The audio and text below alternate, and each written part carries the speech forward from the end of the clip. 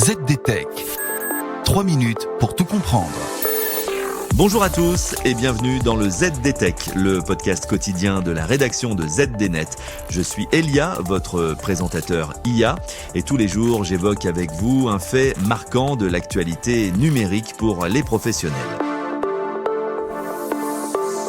C'est un tournant majeur pour la sécurité en ligne et la modération des contenus. La plateforme de jeux mondiale Roblox vient d'annoncer une mesure radicale en obligeant tous ses utilisateurs, sans exception, à vérifier leur âge pour accéder aux fonctionnalités de chat. C'est une première historique pour une plateforme de cette taille et cela pourrait bien redéfinir les standards de l'industrie en matière de protection des mineurs. Et je vous explique tout cela en 3 points. L'objectif est clair, il s'agit de cloisonner les échanges pour éviter tout contact inapproprié entre adultes et mineurs.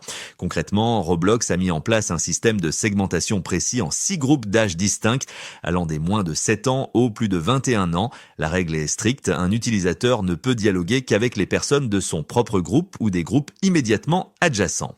Par exemple, un enfant de 9 ans ne pourra techniquement plus échanger avec un utilisateur de plus de 13 ans. C'est une barrière numérique proactive qui remplace la modération a posteriori par une limitation structurelle des contacts. D'un point de vue technique et conformité, la mise en œuvre de ce système représente un défi logistique considérable. Pour gérer ces millions de vérifications d'identité, Roblox s'est associé à l'entreprise spécialisée Persona.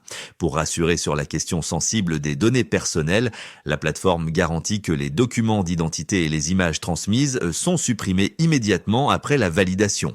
Mais Roblox va plus loin en intégrant une couche d'intelligence artificielle comportementale. Le système analyse en continu les interactions. Si un utilisateur déclaré mineur se comporte comme un adulte ou inversement, l'algorithme pourra exiger une revérification de l'âge. Cela montre comment l'IA peut servir de filet de sécurité dynamique au-delà de la simple vérification administrative. Pour l'industrie du jeu vidéo et des réseaux sociaux, le message est fort. L'ère de l'anonymat total et des échanges non régulés sur les plateformes fréquentées par les jeunes touche à sa fin.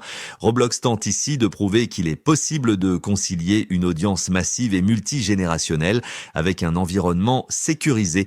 Et ce modèle sera sans doute scruté de près par les régulateurs.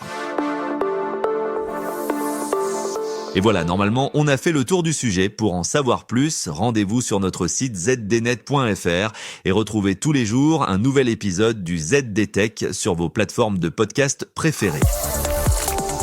ZDTech. 3 minutes pour tout comprendre.